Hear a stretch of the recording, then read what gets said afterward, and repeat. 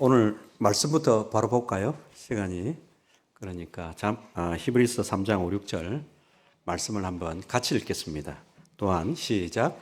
또한 모세는 장래에 말할 것을 정언하기 위하여 하나님의 온 집에서 종으로서 신실하였고 그리스도는 하나님의 집을 맡은 아들로서 그와 같이 하셨으니 우리가 소망의 확신과 자랑을 끝까지 굳게 잡고 있으면 우리는 그의 집이라. 감사합니다. 오늘 본문에 두 인물이 나옵니다. 한 분은 예수님이시고 한 분은 모세이죠. 이 두 분의 공통된 특징은 신실이라는 단어에 있습니다. 신실하다. 다른 말로 하면 충성되다는 것이죠. 5절에서 모세는 하나님의 온 집에 신실했다, 충성했다라고 표현하고 있습니다. 하나님의 온 집, 이스라엘 백성, 이스라엘 공동체를 의미하죠. 이스라엘 공동체에 충성된 인물이 모세였다. 6절에서는 예수 그리스도가 하나님의 집을 맡은 아들로서 충성했다. 그와 같았다라고 말씀하고 있죠. 하나님의 집은 사실 생각해 보면 하나님이 창조한 모든 것입니다. 그러니까 우주적 공동체를 뜻하는 것이죠. 어쨌든 이 모세와 그리스도는 하나님 앞에서 충성되었다, 신실했다라고 말씀하고 계십니다. 오늘 본문 말씀에 하나님께서는 충성을 강조하고 계시죠. 신실을 강조하고 계십니다. 예수님 모세가 가진 성품, 이 충성의 성품이 왜 그렇게 중요할까요? 고린도전서 4장 2절에 보면 그리고 맡은 자들에게 구할 것은 충성이니라 하나님께서 말씀하십니다. 맡은 일을 이루어내는 성품이 충성이기 때문에 충성이 중요하다는 것이죠. 어떤 일을 맡았으면 그 일에 대해서 충성할 때 그 일을 이룰 수 있기 때문에 하나님은 충성이 참 중요하다라고 말씀하고 계시는 것이죠. 저는 자랑이 아니고요. 저는 어릴 때부터 성실하다, 충성되다 이런 말들을 그냥 이렇게 많이 듣고 살았습니다. 실력은 부족할지 모르지만 그래도 최선을 다해서 이루는 성향은 있었는가 봅니다. 그래서 학교 다니면서 결석 한번 안 했습니다. 한번 웃어주시면. 그런데 요즘 제가 이렇게 나이가 이렇게 들어갈수록 자주 회개가 되는 단어가 바로 이 충성입니다. 자꾸 이 하나님과 대면하다 보니까 하나님 앞에서 제가 참 불충한 사람이구나. 불충성하는 사람이구나. 이런 것들을 계속 깨닫는 거죠. 그게 보이게 하시는 겁니다. 허점투성이인 저를 보면서 회개를 하는 것이죠. 충성에 관한 말씀을 나눌 텐데요. 사실은 오늘 나누는 말씀은 하나님께서 제게 주신 교훈입니다. 그래서 제게 주신 교훈을 우리 여러분들과 함께 공유하는 것입니다. 충성에 관한 말씀을 나누기 전에 먼저 믿음에 관한 언급을 간단하게 좀 하고 싶습니다.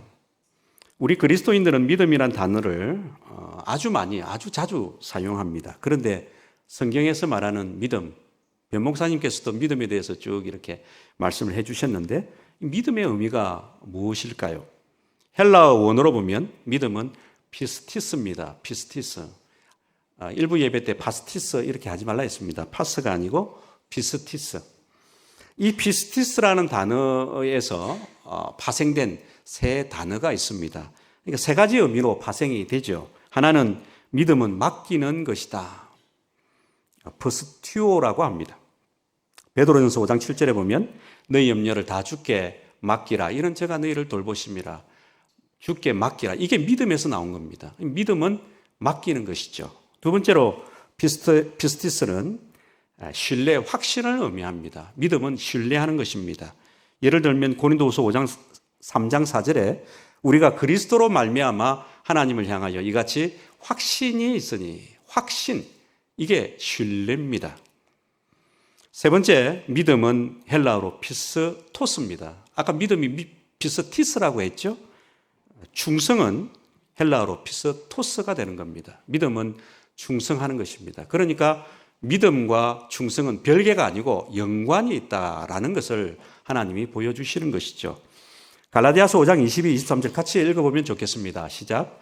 오직 성령의 열매는 사랑과 희락과 화평과 오래 참음과 자비와 양선과 충성과 온유와 절제니 이 같은 것을 금지할 법이 없느니라. 예, 성령의 열매가 쭉 기록되어 있는데 파란 글씨에 충성이라는 단어가 나오지 않습니까? 이 단어가 피스토스입니다. 그런데 이 피스토스에서 나온 영어가 바로 설득하다입니다. persuade죠. 설득하다 또는 설득되다라는 단어가 되는 겁니다. 그러니까 충성을, 정의를 성경적으로 내려본다면 하나님과 하나님 말씀에 동의하고 끝까지 순종하는 태도가 되는 것입니다. 하나님 말씀에 내가 믿음으로 설득이 되어서 동의하고 그 말씀에 내가 끝까지 순종하는 태도, 이것이 바로 충성이 되는 것이죠. 오늘은 이 믿음의 세 번째 특징, 이를 이루어내는 성품인 충성에 대해서 나누어 볼까 합니다. 특별히 충성의 모습으로 이루어낸 두 분의 모습을 제가 교훈으로 말씀을 드리겠습니다. 첫 번째, 충성의 사람은 모세였습니다. 성경에는 모세의 충성에 대해서 다양하게 이렇게 제시하고 있는데 오늘은 민수기 20장과 연관해서 20장을 중심으로 한번 살펴보고자 합니다. 민수기 20장에 나오는 모세의 충성의 특징은 감정의 임계점을 극복한 충성이었습니다. 임계점은 어떤 상태에서 더 이상 견디지 못하고 다른 상태로 변화하는 한계점을 의미하죠. 임계점. 이것을 극복한 충성이 바로 모세였다. 우리 감정도 그럴 수 있죠. 사람마다 견디는 감정의 크기는 다 다를 수 있습니다. 그런데 어쨌든 그 감정의 한계점, 임계점을 넘어가면 변한다는 것이죠. 잠잠하던 사람이 어느 날 갑자기 막 언어가 폭발하는 경우도 있고요. 유순했던 사람이 어느 날 행동이 거칠게 되는 그런 경향을 보이기도 하죠. 그 감정의 임계점을 넘었으니까 극복하지 못하고 그렇게 나오는 것입니다. 민수기 20장에 나오는 모세도 매우 힘든 감정이 쓰나미처럼 밀려와서 무너지기 일보 직전의 상황을 맞이하는 장면이 나옵니다. 20장 1절에 보면 첫째 달에 이스라엘 자손 곧 온 회중이 신광야에 이르러 백성이 가데스에 머물더니 미리암이 거기서 죽음에 거기에 장사된지라. 광야 가데스라는 지방 동네에서 미리암이 죽습니다. 모세의 누나죠. 누이. 모세의 누이가 죽었으니까 가족을 잃은 슬픔이 얼마나 컸을까요? 한 10여 살 더 많았을 거로 추측이 되니까요. 아마 공주의 양자로 이렇게 들어가서 모세가 길림을 받을 때 미리암의 엄마가 보모로서 이렇게 같이 이렇게 돌봤으니까 아마도 미리암이 모세를 한국으로 말하면 이렇게 보듬어 안아서 키웠을 수도 있고 업어서 키웠을 수도 있습니다. 그런데 이렇게 함께 했던 자기 누이가 죽었습니다. 그러니까 이별의 슬픔이 컸을 것입니다. 그런데 그 슬픔이 채 가시기도 전에 20장 23절에 보면 회중이 무리 없으므로 모세와 아론에게로 모여드니라. 백성이 모세와 다투어 말하여 이르되 우리 형제들이 여호와 앞에서 죽을 때에 우리도 죽었더라면 좋을 뻔하였도다. 지금 무리 없었죠. 백성들이 그래서 모세에게 찾아와서 막 다툼을 일으킵니다. 얼마 전에 당을 짓고 모세를 대적했다가 여러 사람이 죽었거든요. 그 죽은 사람을 생각하면서 차라리 그때 우리도 같이 죽었으면 좋았겠다. 이 백성들이 지금 이 말을 막 쏟아냅니다. 감정이 막 이렇게 올라가니까 그 임계점을 넘어서니까 막말을 쏟아내죠. 그냥 우리도 죽었으면 좋았을 것을. 그때 모세에게 생긴 감정이 분노의 감정이었습니다. 분노의 감정. 그래도 하나님을 찾아갑니다. 그리고 기도합니다. 하나님이 바위에게 말로 명령해서 물을 내라고 그렇게 답을 주십니다. 그때 모세가 어떻게 했습니까? 우리가 잘 알고 있지 않습니까? 우리가 너희를 위해서 물을 내랴 이렇게 얘기하죠. 우리가 물을 내랴 이렇게 얘기합니다. 모세가. 그리고는 자기가 가지고 있는 그 지팡이, 지금까지 참 많은 기적을 행했던 그 지팡이를 가지고 바위를 칩니다. 그리고 물을 냅니다. 그랬더니 하나님께서 말씀하시죠. 너는 나를 믿지 못했다. 내가 말로서 내라 했는데 너는 그 지팡이 믿고 쳤냐. 넌 내 거룩함을 드러내지 않았다. 하나님께 영광 안 돌리고 우리가 물을 내랴. 네가 그렇게 할 수 있냐. 이 두 가지 잘못을 얘기하시면서 덧붙여서 청천벽력 같은 말씀을 민수기 20장 12절에 말씀하시죠. 한마디로 얘기하면 가나안 땅에 네 형과 모세 너는 들어갈 수 없다. 들어갈 수 없다. 이 말씀을 하나님께서 말씀하십니다. 생각해 보면 그렇게 힘들어도 가나안 땅, 약속의 땅을 소망하면서 그래도 광야 길이지만 40년 동안 광야 생활을 그렇게 보냈는데 막판에 거의 마지막이거든. 막판에 와서 소망했던 곳에 갈 수 없다면 지금까지 고생한 수고가 얼마나 헛되게 여겨졌을까요? 감정적으로 생각해 보면. 모세의 감정에 이입되어서 생각해 보면 이해가 충분히 될 수 있습니다. 지금 20장에는 모세의 슬픔의 감정이 있습니다. 그리고 백성들을 볼 때 분노의 감정이 있습니다. 그리고 하나님을 향해서 생각해 보면 절망할 수 있는 그런 감정이 들 수 있는 지금 입장에 있습니다. 우리가 이런 경험을 하게 된다면 어떻게 할 것 같습니까? 생각해 봤죠. 저 같으면 어찌할까? 그냥 다 내려놓고 싶다. 다 내려놓고 싶은 감정이 막 휩싸이지 않을까? 왜 그렇습니까? 마음이 지옥이니까. 마음이 지옥 같으니까 그럴 수도 있겠다라는 생각이 제 마음속에 들었습니다. 그런데 모세는 어떻게 했을까요? 이것이 중요합니다. 오늘 본문 히브리서 3장 5절에 보면 또한 모세는 장래에 말할 것을 증언하기 위하여 하나님의 온 집에서 종으로서 신실하였고, 모세는 하나님의 온 집, 이스라엘 공동체를 위해서 끝까지 신실한 모습을 보입니다. 충성된 모습을 보였다고 성경은 기록하고 있습니다. 백성은 여전히 바뀌지 않았습니다. 상황은 변화된 게 없습니다. 그래서 모세 자신이 변하기를 선택을 합니다. 누이가 죽는 이별의 슬픔 감정이 있었고요. 어찌 보면 오만정이 떨어지는, 백성들을 향해서 오만정이 떨어질 수 있는 그런 모습 속에서 분노의 감정이 지금 있었을 것이고, 하나님 말씀에 대한 너는 가나안 땅에 이제 못 들어가, 이 말씀을 들었을 때 실망과 절망의 감정이 막 휩싸였을 것입니다. 그 감정들이 띄엄띄엄 있었던 것이 아니라 일시적으로 동시에 막 들어왔던 것입니다. 이런 감정적 어려움 속에서 바뀐 것은 하나도 없었습니다. 그런데 그는 그 감정에 매몰되지 않았고요. 이스라엘 공동체를 위해서 끝까지 나서기로 마음을 선택합니다. 형제 자매님 여러분, 하나님 앞에서 마음을 잘 선택하는 그런 분들 되시기를 축복합니다.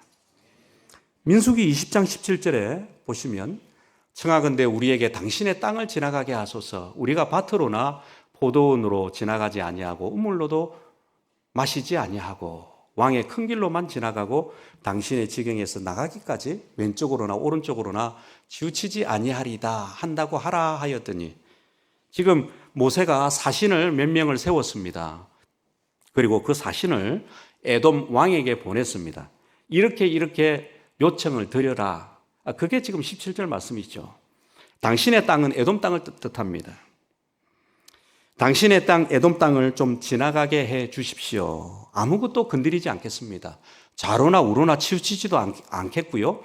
큰 길로만 그냥 해를 입히지 않고 큰 길로만 그냥 지나가게 해 주십시오. 지나가야 가나안 땅으로 갈 수 있기 때문에 에돔 왕에게 사신을 보내서 지금 요청을 한 것이죠. 하나님의 백성을 끝까지 책임지려는 마음이 여기에 들어가 있는 것입니다. 자기 감정에 휩싸이지 않았습니다. 이스라엘 공동체를 위하고자 하는 마음이 고스란히 여기에 담겨 있는 것입니다. 자기는 못 들어가도 하나님이 약속하신 땅에 들어가도록 돕고자 하는, 끝까지 책임지려고 하는 충성된 모세의 마음이 느껴지십니까?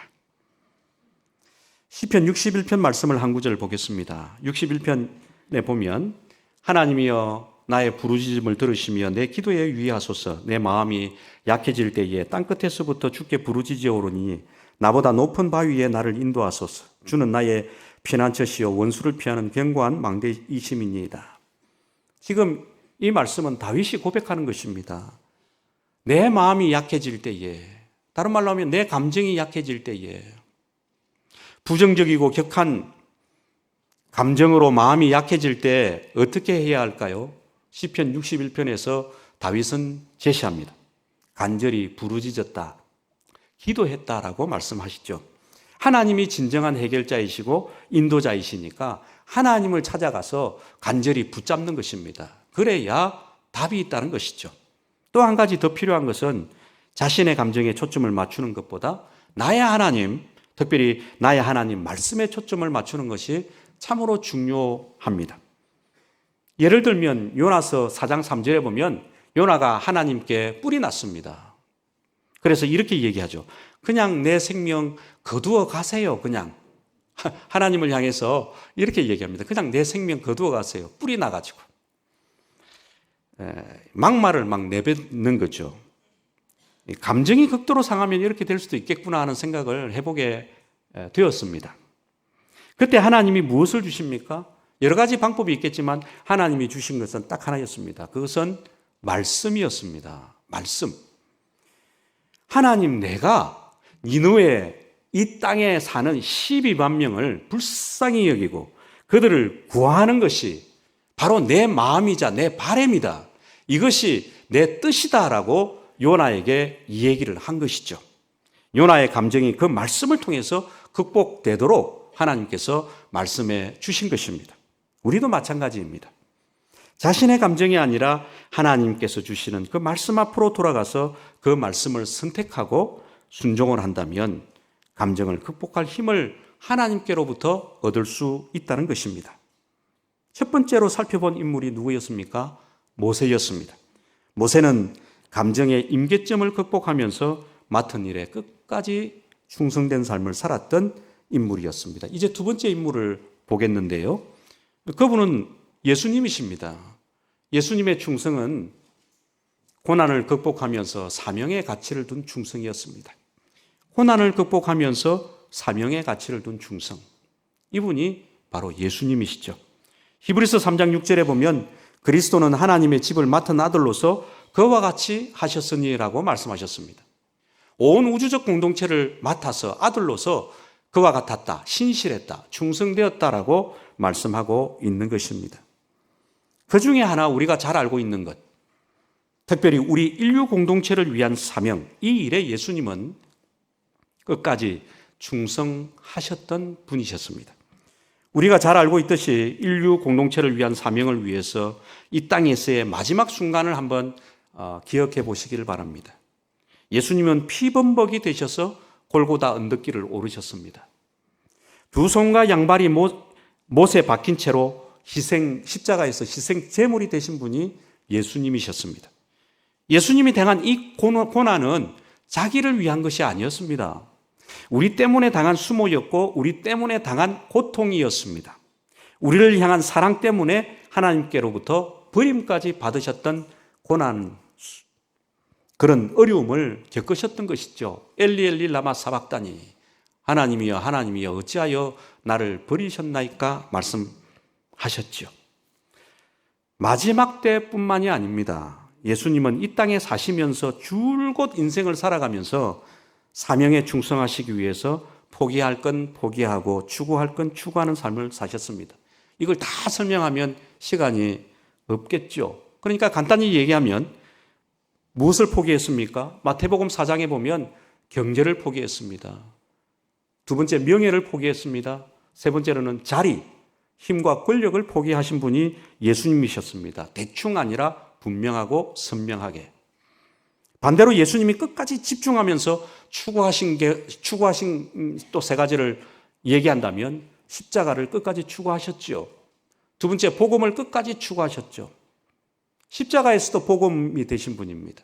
세 번째, 끝까지 사랑했습니다. 자기 사람을 사랑하시되 끝까지 사랑했다라고 요한복음에서 말씀하시지 않습니까? 사명을 이루는 필수 요소가 되는 요소인 것입니다. 벤자민 하디라는 사람이 이렇게 얘기했습니다. 명확한 태도를 지닌 사람은 확고한 신념을 중시하고 가장 좋은 것 하나에 집중하는 특징이 있다. 다시 한번 제가 읽겠습니다. 명확한 태도를 지닌 사람은 확고한 신념을 중시하고 가장 좋은 것 하나에 집중하는 특징이 있다. 이 말의 핵심이 무엇입니까? 비전이 있는 사람, 사명이 있는 사람, 그것이 분명한 사람에게는 삶에서 명확한 태도가 드러난다는 것이죠. 그리고 그 비전에, 그 사명에 집중하며 산다는 것입니다. 예수님도 사명이 명확하신 분이셨습니다. 하나님이 주신 그 사명이 무엇입니까? 인류 구원을 위해서 십자가 지시는 것이었습니다. 이것이 예수님의 가장 큰 가치요, 가장 중요한 사명이었죠. 그러니까 예수님은 이 일에 확고한 명확한 태도를 가지고 집중하면서 사셨습니다. 요한복음 19장 30절에 예수님은 이렇게 고백하죠. 예수께서 신포도주를 받으신 후에 이르시되 다 이루었다 하시고 머리를 숙이니 영혼이 떠나가시니라. 예수님은 일을 이루셨습니다. 사명을 따라 올인하시면서 집중하신 그 결과로서 예수님은 그것을 이루는 삶을 사셨고 마치신 것이죠. 그런데 이루어내신 결과만 우리가 볼 수 있지만 그 과정에서 예수님은 어떠하셨는지를 생각해 보면 참 예수님이 힘드셨겠다라는 생각을 해볼 수 있습니다. 예수님은 태어나면서부터 고난의 삶이셨습니다. 더러운 말들이 먹는 음식통, 더러운 구유에서 탄생하시죠.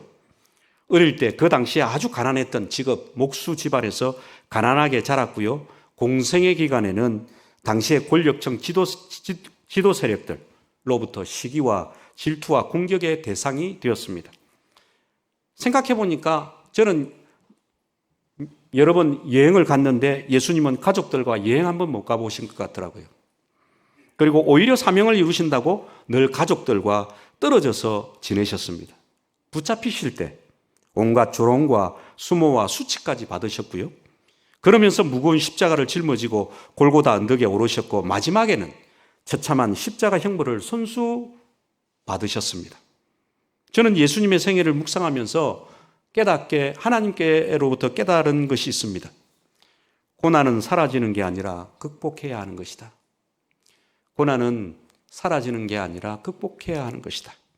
우리는 누구나 고난이 힘든 어려움이 우리 자신에게 있습니다. 그때마다 우리는 사라지기를 기도합니다. 사라지게 해 주십시오.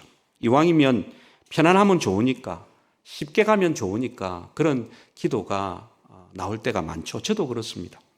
그러나 예수님은 일평생 이런 어려움들, 고난을 달고 사셨습니다. 그리고 그것을 극복하면서 살아내셨다는 것이죠. 구약의 다윗은 어떻게 고백하고 있습니까? 시편 18편 29절에 보면 내가 주를 의뢰하고 적군을 향해 달리며 내 하나님을 의지하고 담을 뛰어넘나이다. 적군이라는 고난이 있습니다. 인생길에 막힌 담이 있습니다. 이것도 고난입니다. 어려움입니다. 다윗에게도 있었다는 것이죠. 그런데 고난이 사라지도록 다윗은 기도하지 않습니다. 오히려 적군이 몰려오면 하나님을 의뢰하고 달려가겠다.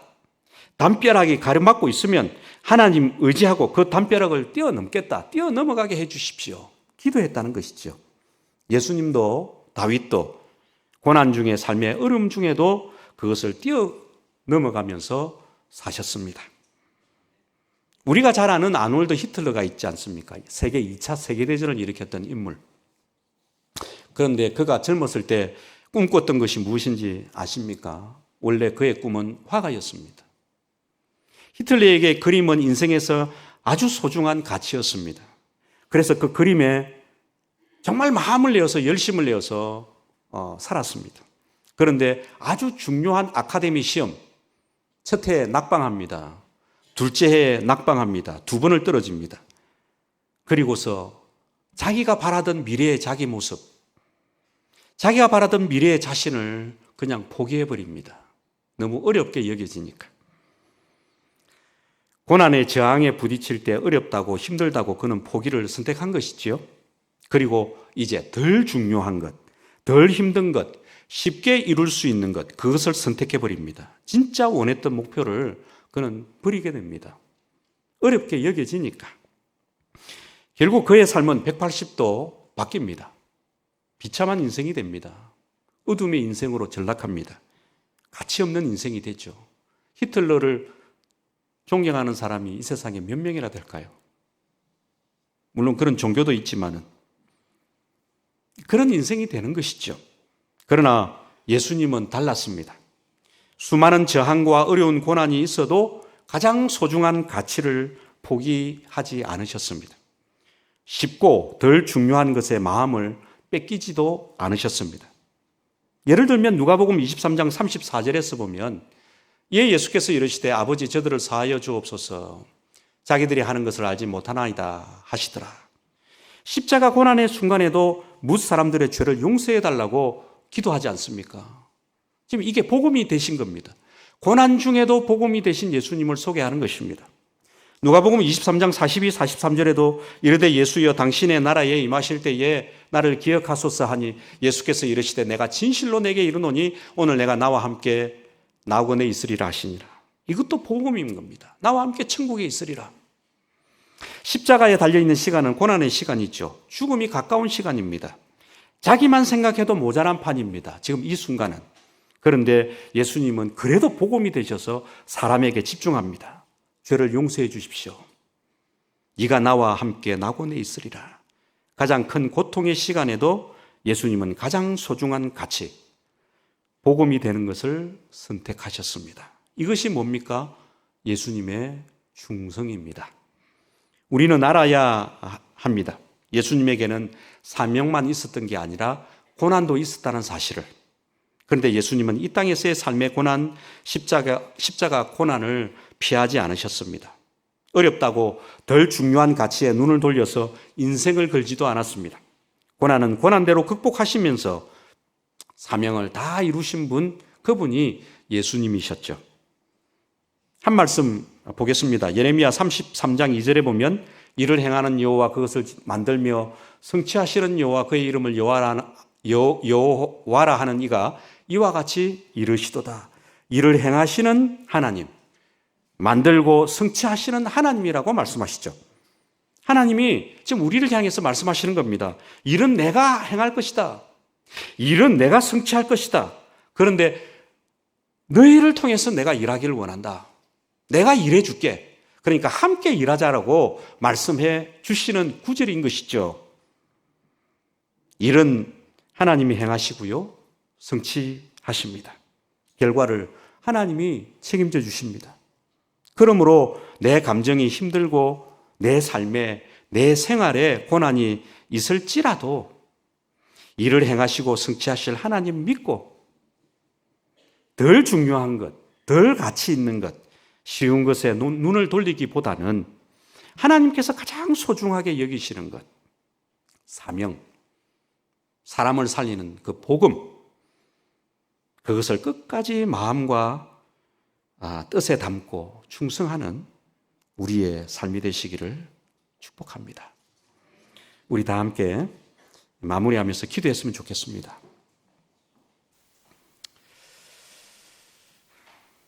모세의 충성을 본받으며 살기를 원합니다. 비록 감정적 어려움이 있더라도 감정대로 살지 않게 하옵소서.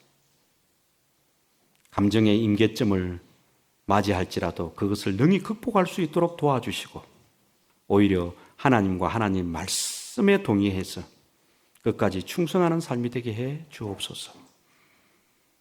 예수님의 충성도 본받고 싶습니다. 예수님은 고난을 극복하시면서 하나님의 뜻을 따르면서 사셨습니다. 고난은 사라지는 게 아니라 극복해야 할 것임을 가르쳐 주신 것 감사하고 지금 현재 있는 어려움이나 고난들 극복하며 살게 해 주옵소서. 그래서 그냥 덜 중요한 것, 그냥 쉬운 것, 그런 것들에 눈 돌리지 않고 하나님께서 보실 때 가장 가치 있다라고 말씀하시는 것, 사명, 복음 잘 감당하는, 그리고 끝까지 충성해서 감당하는 삶이 되게 하옵소서. 우리 주여 한번 외치고 기도하겠습니다. 주여, 아버지 하나님 감사합니다. 모세의 충성을 본받게 하옵소서. 예수님의 충성을 본받게 하옵소서. 주옵소서. 감정적 어려움이 있을 수도 있고 또 닥치는 어려움이나 고난이 있을 수 있습니다. 아버지 하나님께서 극복하게 하십니다. 아버지 하나님께서 능히 이기게 하십니다. 아버지 하나님께서 능히 승리케 하십니다. 이 하나님을 굳게 믿고 하나님 붙잡고 아버지 하나님께서 가장 가치 있다라고 하시는 그 일에 하나님 아버지 마음을 내고 뜻을 내어서 끝까지 충성하고 살아가는 저희들의 삶이 되게 하옵소서. 주님께서 도와주시고 주님께서 은혜해 주시고 주님께서 그 일을 할 수 있도록 끝까지 붙잡고 인도해 가기를 원합니다. 예수님의 이름으로 기도합니다.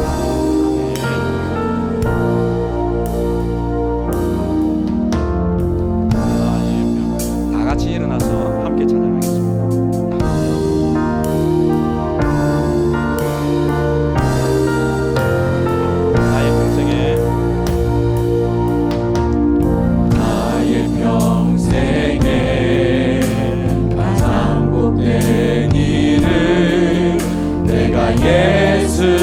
예수님을 만난 것이라 나의 평생에 가장 잘한 일은 내가 예수님을 주로 섬긴 것이라 이 세상 살 동안 걷는 길이 때론 험하여서 넘어질 때도 주의 강한 손이 나를 붙드시니 나는 예수님만 주로 섬기며 살리 나는 주를 섬기는 것에 후회가 없습니다. 내가 걸어온 모든 시간 다 주의 은혜니 내가 걸어갈 모든 날도 주만 섬기며 살리 오직 예수 이름 부르며 살아가리라. 이것이 나의 간증이고 이것이 나의 찬송일세.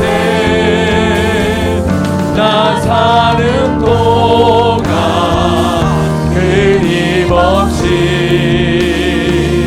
우주를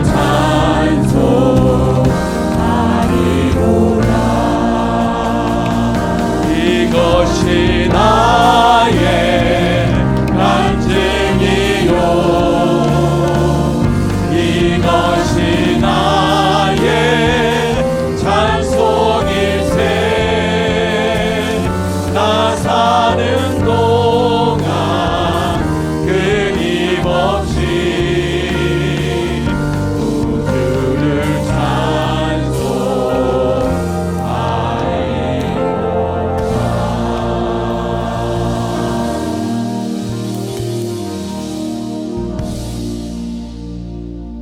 아버지 하나님 감사합니다.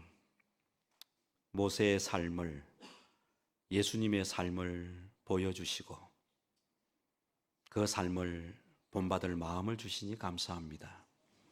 이를 이루는 성품 충성을 본받는 저희들 되게 하옵소서. 비록 감정적 어려움이 있고 생활의 어려움 고난 속에 있다 손치더라도 그 속에 매몰되어 살지 않게 하옵소서. 오히려 하나님 바라보게 하시고 하나님 말씀에 믿음으로 동의하면서 끝까지 신실하게 살아가는 삶이 되게 하여 주옵소서. 하나님이 가장 가치 있다라고 말씀하시는 그 말씀에 동의해서 끝까지 순종해서 살아가는 충성된 우리의 모습 되게 하여 주옵소서. 주님께 드린 손길들을 잇사오니 하나님께서 약속하신 복들이 있습니다. 풍성히 누릴 수 있도록 주님 충만히 은혜 내려 주옵소서. 지금은 우리 주 예수 그리스도의 크신 은혜와 하나님 아버지의 극진하신 사랑과 성령님의 교통 위로 충만하심이 이를 이루는 성품, 이 충성이 우리 삶에 깊이 자리매김하기를 원하는 모든 분들 위해 지금부터 영원토록 함께 하시기를 축원하옵나이다. 아멘. 언제나